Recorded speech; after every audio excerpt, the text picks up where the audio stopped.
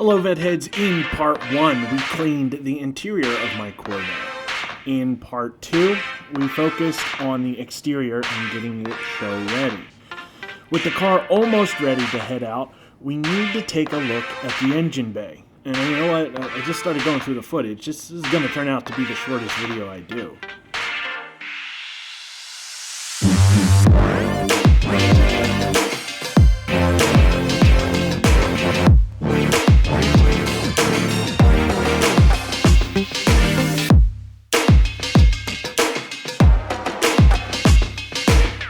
So I wash my engine bay in 3 steps. Not to toot my own horn, that pun was totally intended, but keeping up with this just a few times a year really helps keep the engine bay clean. I'll show you a before and after, and my guess is that you're not going to be able to really tell much of a difference. I drove around 12,000 miles last year and performed this process a total of 5 times, I believe. The very important, no, most important thing is to ensure that your engine bay is cool. Cold water does not play well with hot metal. Thermal shock is very real and it will destroy your day. I generally like to do this first thing after I pull the car out of the garage or after it's been sitting for several hours in the driveway.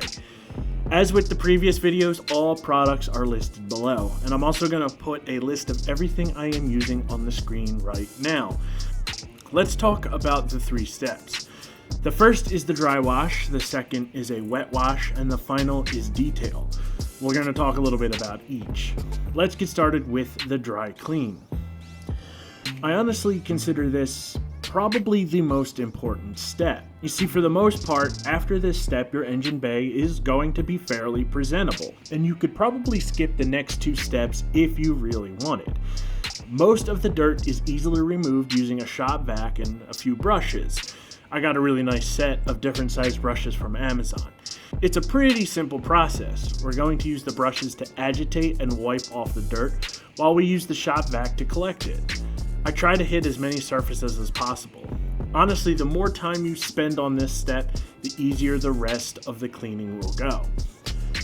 I think step 2 is the step that most people fear. It's the wet wash. You'll notice I use very little water, and I'm also covering the center of the engine with a trash bag. That's really the part you want to avoid getting wet. Sure, the fuel rail covers do pretty much the same thing, but having that bag there, it just makes me feel better about the whole process, and it's, a little extra safety. Then, using a mild mixture of dish soap and water, yeah, that same dish soap you clean your dishes with, I'm just going to wipe down as many surfaces as I can. I'm of course avoiding the more delicate parts such as belts and electronics, but most of the plastic trim pieces are gonna get wet. For me, I try to make my detergent solution mild enough that I really don't need to worry about rinsing a whole lot when I'm done. But you can go ahead and use water as you see fit. Be sure you use the light mixture to give a good clean around the hood's interior as well. This is another one of those detail spots that can really make a difference in a car show. Once you're done with the detergent step, you'll want to go around and dry as much water as possible. This is a good time to use those water magnet towels we used on the paint in the last episode.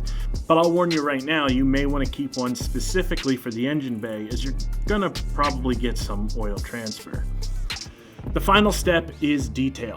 Again, I'll be using Back to Black by Mothers and covering as many surfaces as I can. The hood is also an important part of this step, especially if you're going to show off the engine bay at a show.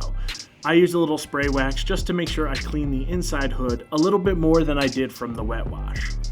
This was actually really short. There really isn't anything else that I think I need to say. Combined with part 1 and 2, my Corvette is ready to head out to a car show. Oh, I should mention that I really only worry about cleaning the engine bay if I know I'm going to be opening it up. I mean, it should go without saying.